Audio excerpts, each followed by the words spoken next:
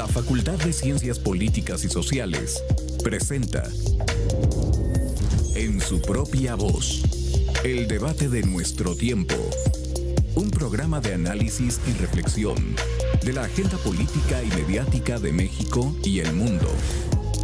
Con Marta Gloria Morales Garza, Efraín Mendoza Zaragoza, Marcela Ávila Egleton y Antonio Flores González. Comenzamos.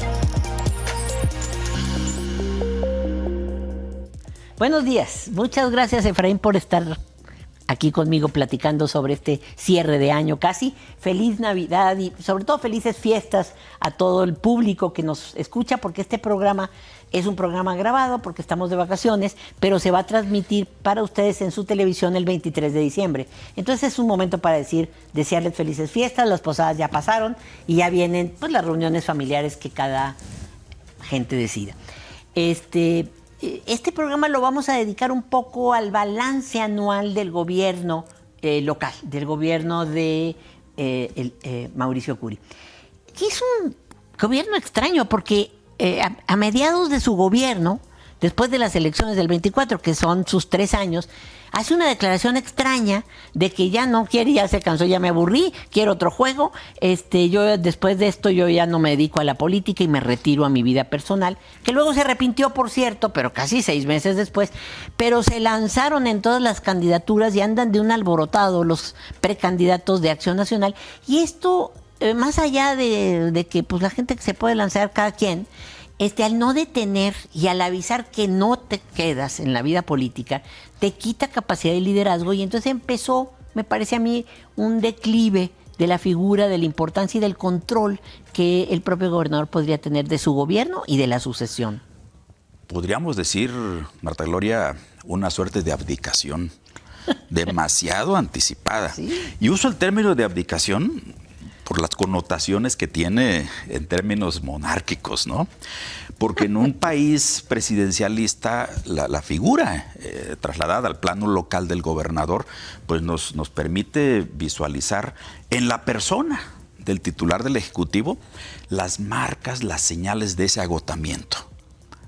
Es un gobernante sin traspolar esto a lo ad hominem, es decir, sin centrarnos en la figura ni hacer tampoco ningún señalamiento de tipo personal, sí en su persona puede uno advertir este agotamiento, este acabamiento rápido, esta actitud declinante, cómo va marchando hacia la salida. Precisamente el 26 de noviembre, cuando grabamos este programa, se publica en la prensa local una fotografía que conocimos el 1 de septiembre, que fue esa reunión precisamente del gobernador con sus compañeros de partido que pretenden relevarlo, casi media docena. Sí. De tamaños muy pequeños, sinceramente, sí, muy medianitos todos. ¿Sí? Más allá de lo mediano, ¿no? Con muy poca experiencia, o sea... Sin ninguna. Felipe Fernando Macías, que me niego a decirle Ferifer porque es todavía hacerlo más pequeño, tiene 1 año gobernando la presidencia municipal y es el primer puesto ejecutivo que tiene. Y así están todos. Así están todos. Entonces, ay Dios. Ahora, se publica esto porque se informa de que se realizó una segunda reunión. No dice esta fuente cuándo fue, pero por ser un diario se infiere que acaba de ser, ¿sí? Una segunda reunión. No sé para qué. Solo lo publica un diario. Y esto para mí es nuevamente otro síntoma de ya me voy. Ahora, yo creo que aquí el tema del gobernador, incluso en su propia apariencia, ¿sí? Se ve ese descuido, ese desgobierno, ese desbarajuste que hemos venido observando en lo que va de toda su administración. Esto no es bueno. No es bueno. ¿Por qué? Porque hay mucho poder concentrado en las manos del titular del Poder Ejecutivo y además, los equilibrios deben contenerse. 2 años completitos de gobierno. Así es. Completitos, o sea, todo 26.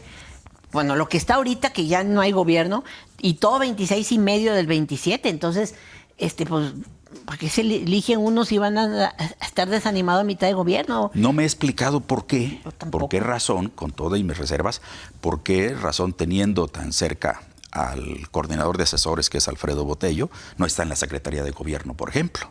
donde podría tener más manejo político para los innumerables asuntos delicados que no se están resolviendo. No lo sé. Ahora, lo que sí me parece muy, muy, muy preocupante, más allá de que él abdique, si así lo quiere, es que no haya candidatas mujeres.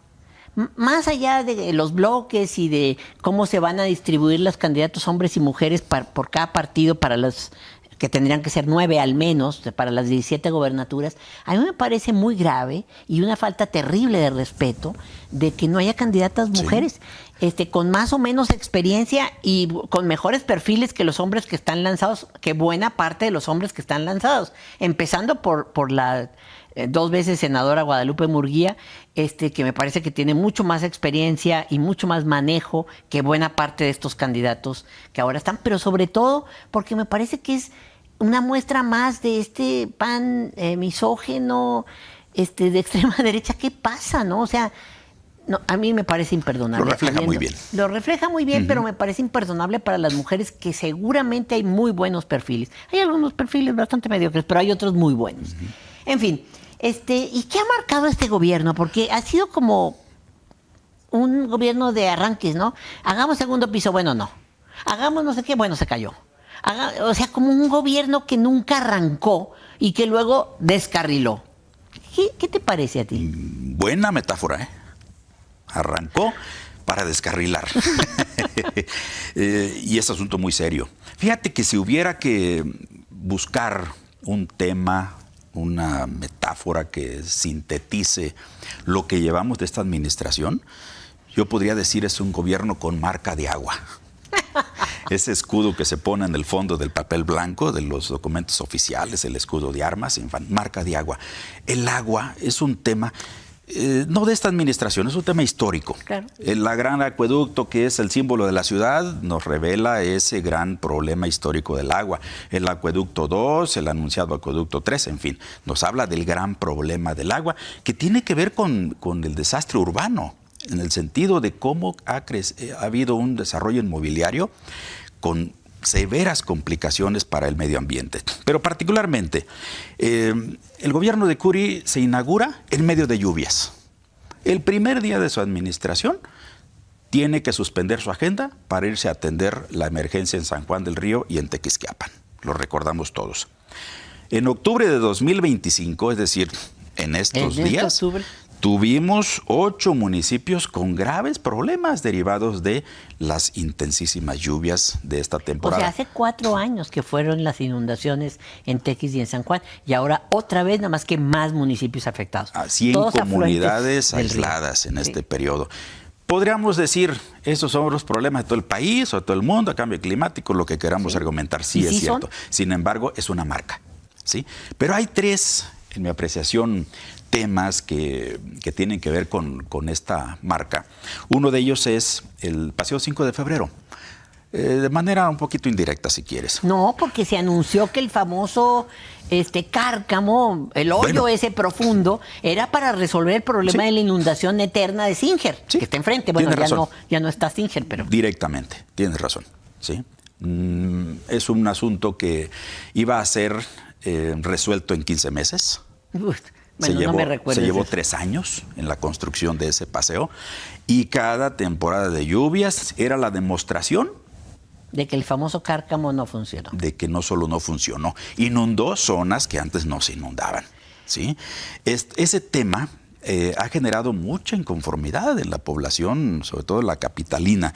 El segundo tema es la ley de aguas. La ley de aguas que se propuso para regularizar algo que ya se venía haciendo, según explicó el propio gobernador. Pero fue la regularización de la desvergüenza. La regularización del asalto del recurso público que es el agua, las concesiones, muchas de las cuales están en manos de la clase política. Y ellos argumentan, bueno, Curi argumentaba que estaba todo de acuerdo a la ley nacional. Y es cierto, la ley nacional aprobada, ya no me acuerdo, creo que en el 12, es una ley de asalto y que permite las concesiones, etcétera, que son las que justamente ahorita están queriendo revisar los de Morena. Y esta ley pues se generó, vamos a decir, reacciones, muchas de ellas muy fundadas, entre ellas la de la propia Universidad Autónoma de Querétaro, y una reacción desmedida Aquí estamos en el Cerro de las Campanas bajando un poco.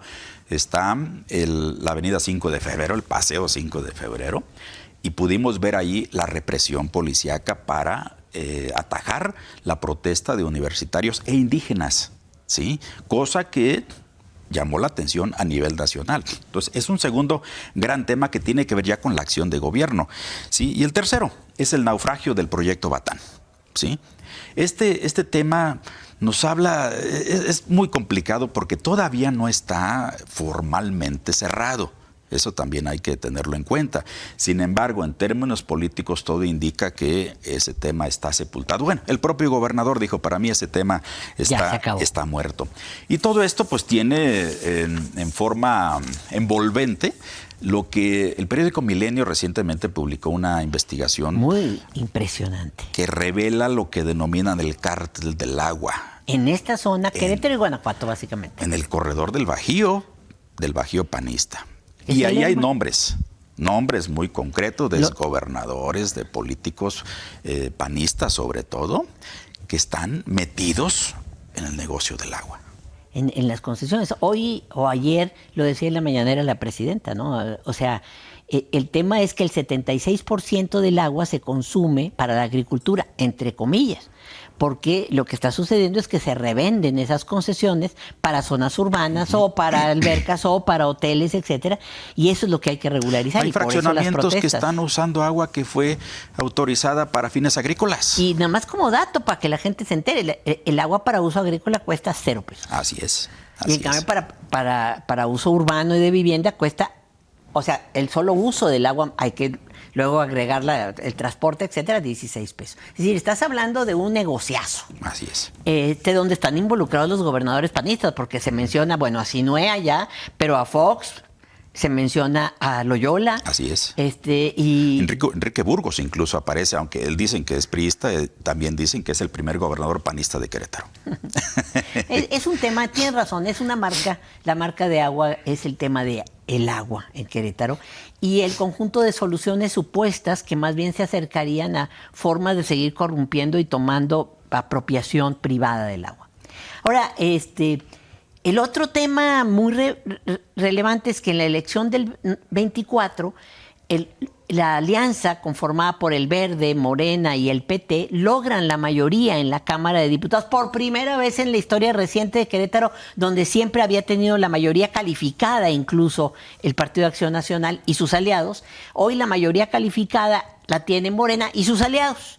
Aliados muy raritos, ¿verdad? Porque el Partido Verde es un desastre. Es decir, en términos de las alianzas, ellos han jugado siempre solos y seguirán jugando solos seguramente, pero lo cierto es que aún con el Verde que hace así y juega así, Morena logró hasta ahora mantener o tener la mayoría. Porque al principio, después de la elección del 24, se fracturaron y le dieron el control de la Cámara a los panistas. Y esto ha generado bastantes retrasos importantes en términos de materia legislativa. Mira, el Poder Legislativo está en parálisis. Lleva más de un año paralizado. Lleva más de un año sin atender, sin adecuar el marco jurídico estatal a las reformas nacionales. Está atorada la reforma judicial. Por ejemplo. Que se tendrá que dar en el 27. Está enfrente, por mandato constitucional. Por ejemplo, aquí un dato interesante. Efectivamente, el bloque de la 4T gana la mayoría. Esta mayoría no solamente es en términos de 13 contra 12, en términos de bloques, sino que muy notablemente, tome nota usted, en términos territoriales, de los 15 distritos, ganan 10 de mayoría. El PRI y el PAN se quedan solamente con 5 de los 15 distritos. Este dato es importantísimo. Pero bueno, trasladado ya por el juego de la representación proporcional, es 13-12. Es decir, desde hace un año el bloque Morena pues no tuvo la capacidad de hacer valer su mayoría. Exacto. Y hacerse cargo. Hubo una reforma anticipada todavía de la legislatura anterior, que fue una maniobra legal, pero la verdad es que también abusiva. Las fracturas al interior de la alianza de Morena. Ese es el segundo. es el segundo. No tuvo la capacidad precisamente por esa razón. Porque aún para el tema del Batán, cuando ya había los votos suficientes para rechazar ese proyecto, ¿cómo lo hicieron? El anuncio lo hicieron divididos, por bloques, por ejemplo, ¿no? Ahora, se hizo valer, pero en un contexto donde se amarran acuerdos, ¿sí? Desafortunadamente no estamos en posibilidades de meter en este programa la suerte del presupuesto 2026. Porque se va a aprobar, lo van a enviar dentro de un par de días. Exacto, ¿no? En finales de noviembre y se va a resolver en diciembre. De tal forma que no vamos a poder determinar cómo estuvo la mano de Morena. Porque tienen ellos la capacidad hoy de modificar completamente los rubros que componen el presupuesto. Yo creo que sería importante que los votantes de Morena demanden a justamente esa alianza, pues que se note su mano en dos cosas. El asunto de la reforma judicial, ya. El tema, por favor, de la criminalización del aborto, que sigue pendiente, ¿sí? Con una cosa asquerosa que hicieron los diputados panistas, estos dos súper reaccionarios.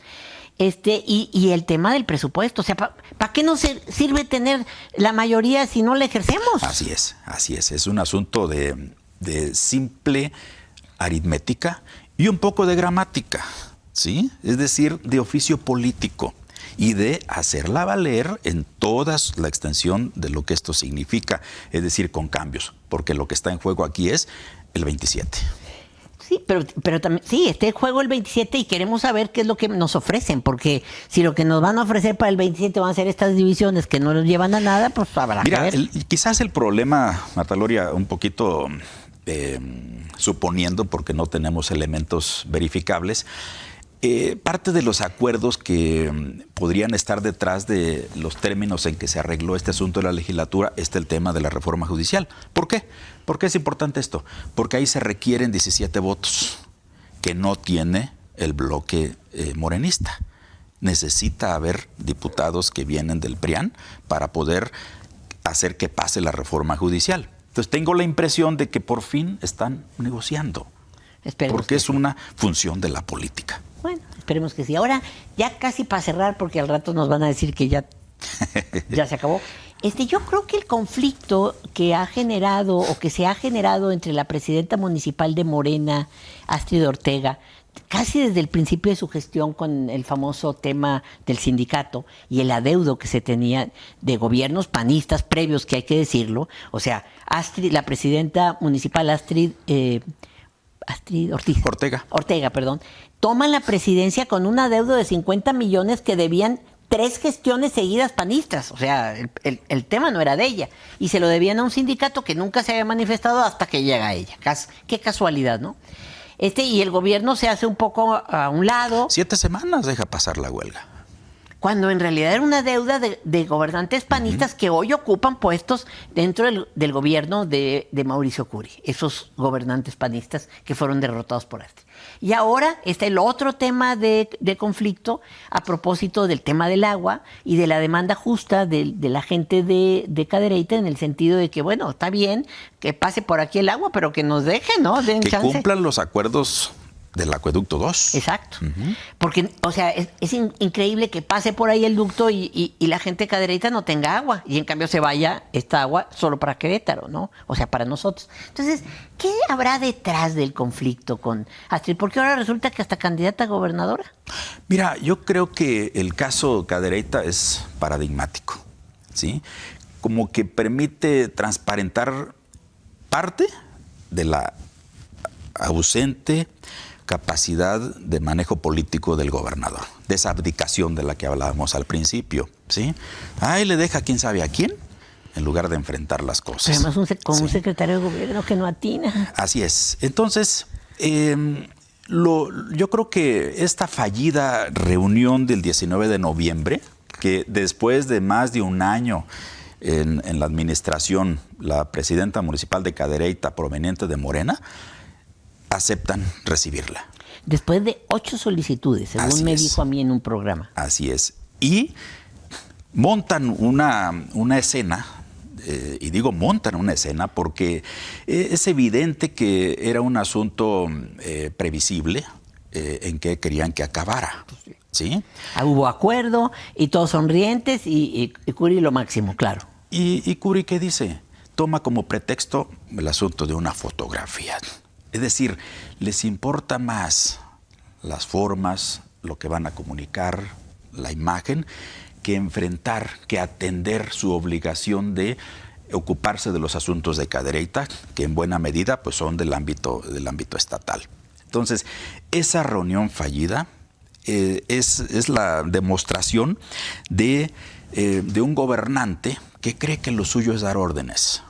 Eso es lo más antidemocrático. Que la política le causa alergia, ¿sí? Que la delega, ¿sí? Que acaba diciendo que el que manda aquí soy yo. Cuando tienes que recurrir al argumento de autoridad es porque ya renunciaste a la política, ¿sí? Entonces, pero además no está hablando con uno de sus subordinados. O sea, probablemente si estuviera hablando con sus secretarios puede decir el que manda aquí soy yo. Pudiera. No es mi estilo, pero pudiera. Pero estás hablando con una funcionaria electa. Mira, yo pienso que aquí en el fondo se puede... Hay un menosprecio a las mujeres, francamente, a Morena y particularmente a Astrid, que la ha traído entre ceja y ceja, porque... según su pensamiento, el conflicto con el agua previo a las elecciones es lo que le genera una votación no favorable al PAN en Cadereyta. Y una mañosa interpretación de que ella es manejada. Sí, también. Sí, cosa absurda en estas épocas. ¿Sí? Otra vez, una visión misógena. Así es, que porque detrás de ahí está el senador diputado federal Gilberto Herrera, que busca... legítimamente la postulación al interior de Morena a la gobernatura del estado, ¿sí? Sea o no cierto esto, ¿sí? Nos demuestra este difícil manejo de la situación política por parte del gobernador y desde luego el menosprecio sí a la mujer que fue electa igual que él. Exacto. ¿Sí? No solo no es subordinada, proviene de una voluntad popular. Y desde luego, hoy por fortuna el electorado ya no se guía por los medios de comunicación que están sumamente aceitados, en nado sincronizado, en un coro y que funcionan como un aparato de propaganda, replicando la versión oficial. Sí, a mí me parece que Curi ha fabricado a sus candidatos del PAN y los ha alentado, como decías al principio, y de alguna forma también fabrica a los candidatos de la oposición porque se ponen pleitos tan cerrados que va fabricando candidatos y fabricando gente que construye una narrativa en contra de un gobierno que parece misógino, violento e innecesario. Es decir, no puedes después de 8 veces que intentas tener una reunión no hacer un mínimo respeto, decir tengamos una reunión privada y arreglemos toda nuestra agenda y no pongamos fotos y vámonos a la fiesta. O sea, es una falta de seriedad y de respeto a la presidenta municipal. Porque si no hubiera ocurrido eso, al otro día aparece en todos los periódicos la fotografía de que ya está arreglado. Exacto. Y que quien salvó el asunto fue el gobernador. Claro, y además que no le iban a dar la chance a la presidenta de Cadereyta a aclarar que sí se arregló y que no se arregló. Así es. Entonces, bueno, el gobernante que abdicó, así se le va a conocer. Así es. Cerremos. Y que quedará con la marca de agua. La marca de agua. Muchas gracias. Felices fiestas y nos vemos ya como programa regular y no grabado en enero. Muchas gracias. La Facultad de Ciencias Políticas y Sociales presentó En su propia voz, el debate de nuestro tiempo. Un programa de análisis y reflexión de la agenda política y mediática de México y el mundo. Con Marta Gloria Morales Garza, Efraín Mendoza Zaragoza, Marcela Ávila Egleton y Antonio Flores González. Gracias por acompañarnos.